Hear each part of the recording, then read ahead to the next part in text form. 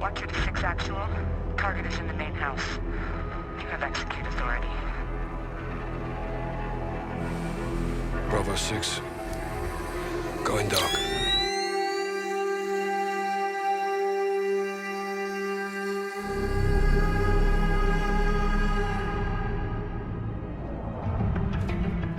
How's it going, troops? Jordan here, back again with my final Modern Warfare loadout video. In today's loadout video, we're going to be joining another Special Forces group based in Europe. And I've got to say, when researching this group, I was very surprised at how badass these guys are. So let's make way for the Netherlands and join their Maritime Special Forces in Modern Warfare multiplayer. Make sure you give this video a thumbs up and hit subscribe, and without further ado, let's take a look at our mission briefing. This is going to be a military class setup based on the Netherlands Maritime Special Operations Forces, which is commonly shortened to MARSOF. We're going to take part in various forms of operation, including counter-terrorism and special reconnaissance missions. And we're going to equip ourselves with some of Europe's Tier 1 weaponry to take down pirates hijacking ships and terrorists plotting attacks. The Dutch MARSOF was established very recently in 2013, but before that, the Dutch Maritime Special Forces consisted of 3 unique units: the Dutch Frogmen Platoon, the Mountain Leader Reconnaissance Troop, and the unit Interventee Mariniers. The Dutch Frogmen Platoon had a strong connection with the UK Special Boat Service and was often informally named the 7th Troop SBS. The Mountain Leader Reconnaissance Troop, however, was modelled after the Brigade Patrol Troop of the British Royal Marines and were first established in 1990. And with the unit Interventee Mariniers, this group was formed way back in 1973 in response to the rising threat of terrorism throughout Europe and within the Netherlands. In 2008, both the Dutch Frogmen Platoon and the Mountain Leader Reconnaissance Troop merged together to form the Maritime Special Operations Company, and they were newly tasked with all amphibious operations for the Royal Netherlands Navy. And in 2013, MARSOF was officially created as a new operational unit, with the MSO company being put under the MARSOF umbrella as well as the UIM.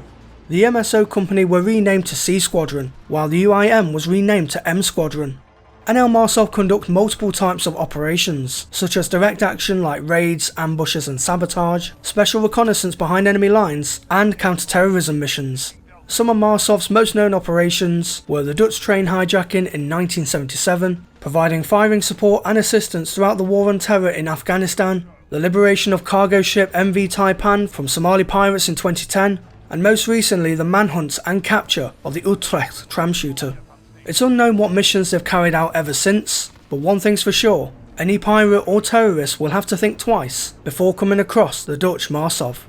So let's begin by taking a look at our primary weapon that we're going to be equipping.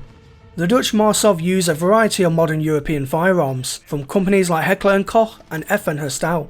One of the main rifles this group of operators use is the HK416, and the HK416 is the standard issue assault rifle within MARSOF. Unfortunately, we don't have the HK416 in Modern Warfare multiplayer, but we can go with the closest looking weapon, so for my primary choice, we're selecting the M4A1. The MARSOF kit their HK416s with all sorts of optics, suppressors and laser sights, and we're going to do the same with our M4A1. So let's take a look at some attachments that we're going to equip. For our first attachment, we're going to choose a monolithic suppressor. The monolithic suppressor has a big advantage over the other 2 suppressors, and that is it increases our damage range rather than diminishing it. And of course, being a suppressor will also keep us off the compass when firing at the bad guys. For our second attachment, we're going to equip the 1mW laser, and this red laser is going to improve our hipfire accuracy without exposing our point of aim. For our third attachment, we're going to attach the Scout Combat Optic. The Scout Combat Optic provides us with a clearer view on target with 3.25 times magnification, and this optical sight is very similar to one seen on top of those HK416s wielded by the Dutch MARSOF, so that's why we've chosen that. For our fourth attachment, we're going to choose the ForgeTac CQS stock. This stock improves our aim-in speed while also having a customised look to give a more personal touch with our weapon, and with the close quarter bit in the name, it makes this primary setup a lot more cooler, just like those MARSOF operators. And finally, for our fifth attachment, we're going to fix ourselves with the Ranger foregrip. This vertical foregrip grants us a boost in recoil control over our M4 and further improves our aiming stability so we can be more accurate when aiming out to longer ranges, as well as those tight corners. So those are going to be our attachments for the M4A1. Now let's move on to our secondary weapon of choice for this loadout. For our secondary weapon, we're going to choose the X16. The Glock 17 is the current standard issue pistol used by the MARSOF and comes fitted with a couple of varying attachments to enhance the Austrian pistol for close quarters action. So for our secondary sidearm, we're going to choose the X16. But just like our M4, we're not going in bare bones with this pistol, so let's look now at our attachment choices. For our first attachment, we're going to choose the 1mm laser. The Glock 17 is fitted with a laser sight module underneath the barrel, and we can use the 1mm laser in-game to copy this, since it's fitted underneath the pistol's barrel as well. For our second attachment, we're going to go with frangible disabling. This weapon perk makes our bullets slow down our enemies whenever we land our shots, and this can reference how accurate and deadly MARSOF operators are, so the bad guys can't escape our aim. And for our third and final attachment, we're going to equip the granulated grip tape. And the reason we're choosing this attachment is that it excels our aim and stability when moving forward into position and around corners, so it gives us that feeling of being a MARSOF operator in combat. So those are going to be our primary and secondary weapons for this class setup. Now let's take a look at our perks and equipment that we're going to be selecting. For our first tier perk, we're going to choose Cold-Blooded. Being a special forces group, MARSOF wear camouflage uniforms when out on business, and the camouflage depends on the location of their area of operation. Their main camo pattern is often referred to as Netherlands Fractal Pattern, or NFP.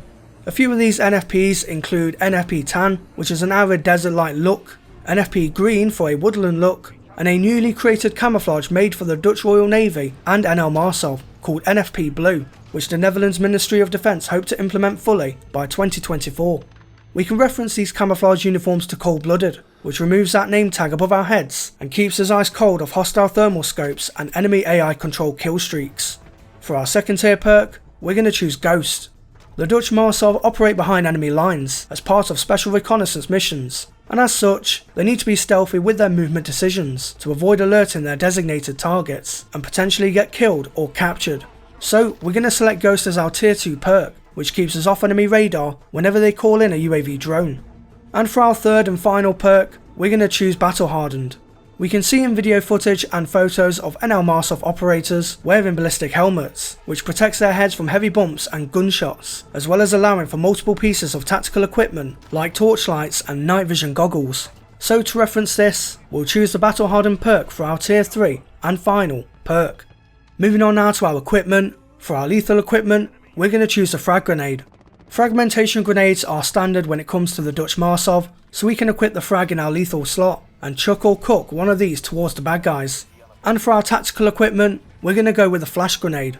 Flashbangs and stuns are the primary tactical grenades of choice for the MARSOF group, and while we can go with either one of these tacticals in game, I decided to go with the flash grenade for this loadout, and we can throw one of these around a corner or into a room and blind the enemy before we breach. So now that we've talked about our perks and equipment, it's time to finish off this loadout by taking a look at our field upgrade of choice, and of course our selection of 3 kill streaks.